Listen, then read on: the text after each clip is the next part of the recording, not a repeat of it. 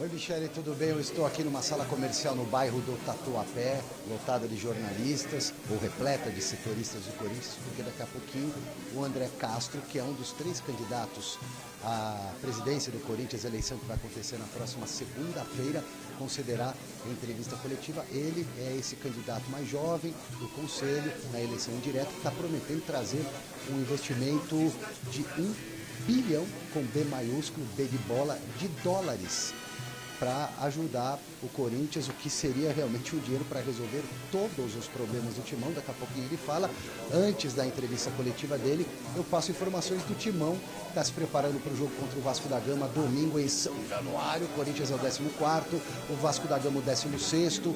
O Vasco da Gama é o primeiro fora da zona do rebaixamento, tem 2 jogos a menos em relação ao Corinthians, mas está com 3 pontos a menos do que o adversário, do que o Coringão, e o Dorival Júnior com muitos problemas para escalar a equipe, porque ele tem os 4 titulares machucados, sem previsão de volta, por um período aí considerável. Estou falando do Memphis, do Yuri, do Carrilho, são jogadores muito importantes do Corinthians, o Martínez, que também fraturou a mão, então esses caras estão fora de combate, e o Corinthians tem alguns jogadores pendurados. O jogo seguinte do Corinthians no Campeonato Brasileiro, considerando a partida do Vasco da Gama, é no outro domingo, em casa contra o Palmeiras. Então o Corinthians pode, se esses 4 jogadores pendurados tomarem cartão, ficar com mais de meio time titular fora para o derby da outra semana.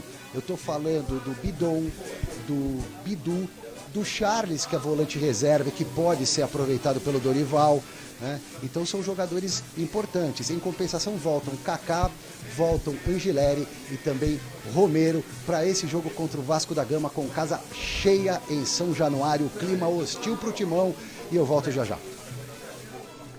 Beleza, Silvestre. E aí, a Rafa Salazar? Eu conversava com o Salazar aqui antes do programa, falando, né, já projetando esse Corinthians e Vasco, depois Corinthians e Palmeiras, depois Corinthians e Fluminense e tal. E são muitos problemas para o Dorival, né? Muitos problemas. É claro que futebol é resultado, mas a gente dizia domingo no Mesa Redonda, o Dorival é, para mim, o menos culpado de tudo que acontece em relação ao time.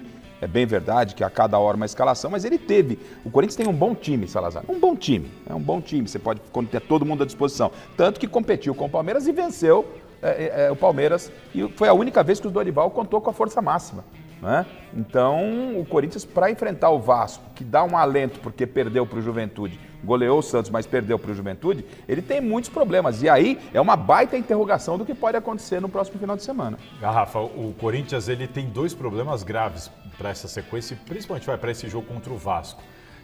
O Corinthians tem o problema dos desfalques, que você não controla, o cara se lesiona, o outro tem uma hérnia, você não controla isso.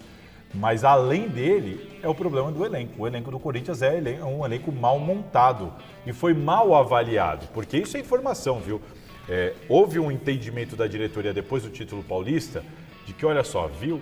Este elenco aqui, bateu o campeão paulista em cima do Palmeiras, é um elenco suficiente. Avaliação equivocada. E eu tenho a informação de que o Dorival, antes de assinar, fez uma avaliação, conversou com o Fabinho Soldado e Augusto Melo à época e disse, eu preciso de 4 reforços. Esse elenco é bom, mas não aguenta o Brasileirão e a Copa do Brasil. O Dorival disse abertamente nas coletivas, confirmando o que você está falando, que mais do que ele ter pedido, lhe prometeram 4 reforços. Porque a informação é que ele fez essa avaliação antes de assinar. É isso. Falou, olha, eu entendo que o elenco é bom e tal, mas para o resto da temporada não dá. O Paulista engana, precisa de pelo menos 4 reforços. Prometeram para ele, tudo bem, a gente traz 4 reforços. E aí ele assinou, veio e agora o elenco piorou. Porque depois disso saiu o Coronado, tivemos as lesões, saíram mais jogadores, saiu o Hector, enfim, saíram outros jogadores. Então o elenco hoje é pior do que o que ele tinha e não vieram os reforços. E aí quando ele está numa situação dessa, o que o Corinthians vai ter? De novo a molecada, vai jogar Kaique, vai jogar Dieguinho, vai jogar Bahia, vai jogar Guinegão.